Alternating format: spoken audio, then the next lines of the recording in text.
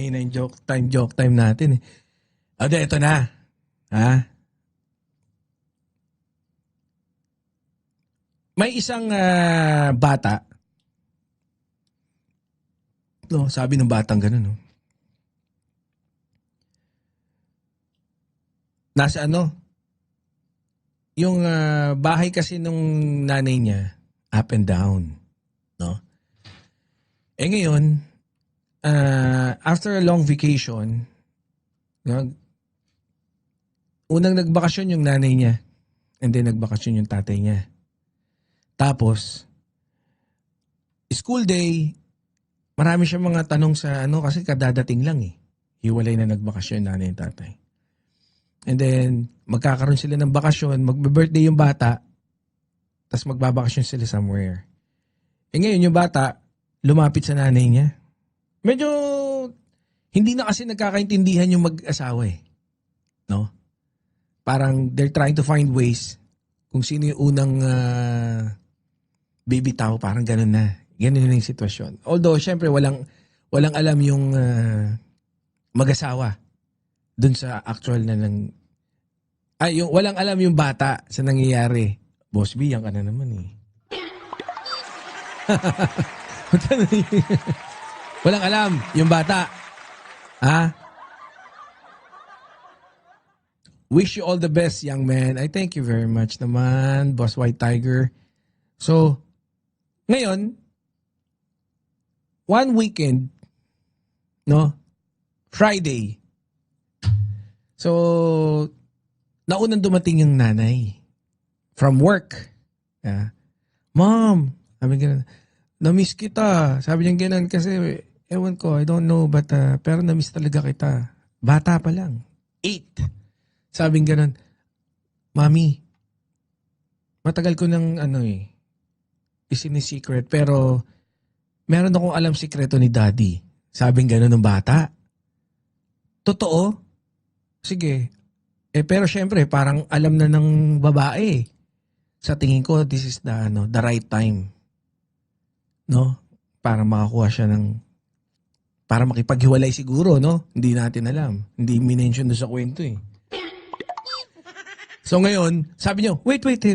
Anak, hold that thought. Antayin natin yung father mo, ikwento mo sa kanya. Ikwento mo tungkol dun sa E di ngayon, dumating na yung tatay. Pagdating ng tatay, galing din ng trabaho, kumis pa sa asawa eh. Han. Tapos tinawag yung anak. Sabing gano'n, no? Yung anak na babae, tinawag. Badong, sabi. Nilapitan na. Dapat pala yung isa yung kunuwento ko. Ngayon ko lang naalala, mas maganda yung kwentong isa eh. No? Si Boss B kasi huli dumating eh. Deto na. Pag sabing gano'n ng bata sabi nung Daddy, hello. Hello po, Daddy. Sabi nga, di ko miss din. Ngayon, siguro nakalimutan na ng bata kung ano nangyari. Kung ano yung sabi nung pinaalala nung nanay. Ang gulo mo.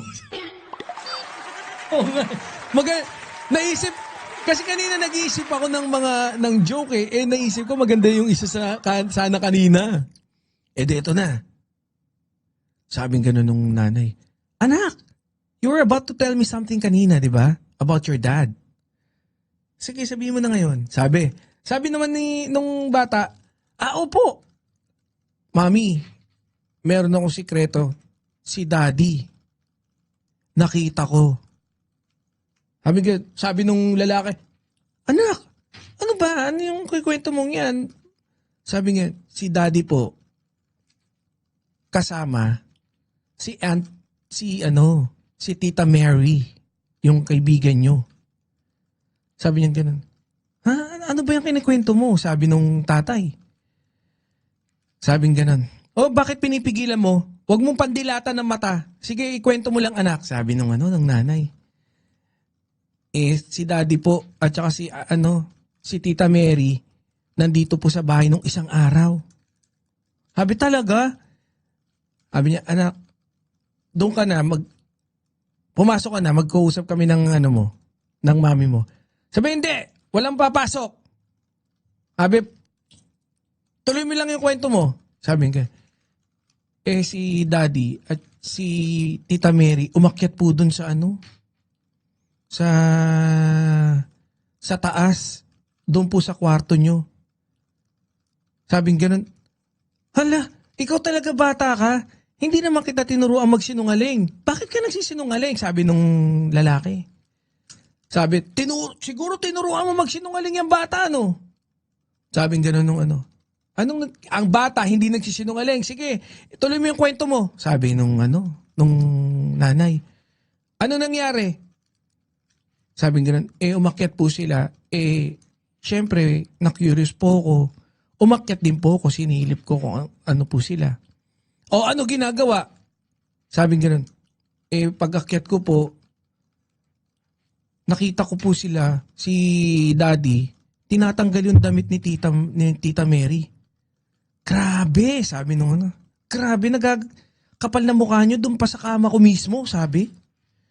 Sabi, sinungaling lang yan, nagsisinungaling yung batang yan, sabi. Grabe, sabi. Badong, kahit kailan hindi, ba't ganyan ka, nagsisinungaling ka sa ano? Hindi po, totoo po, nakita ko po kayo. Anong nangyari? Sabing ganon. Ikwento mo. Boss St. Benedict, sabi nung bata, pumatong po si Tita Mary, pumatong po kay daddy. Ha? Opo, pero,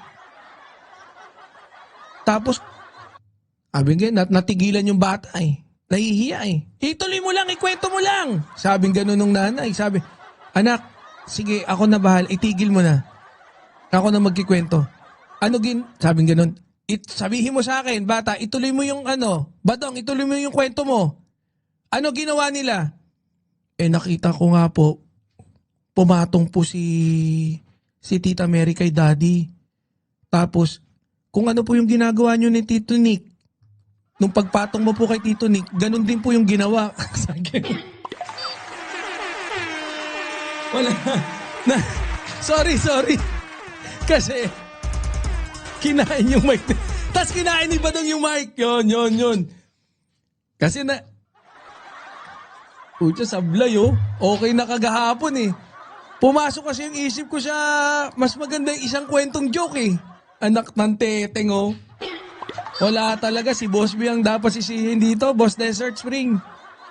Ha? Boss Romeo Barcibal, salbahe, no? Mali! Anyways, hindi siguro, joke ulit tayo pagtapos.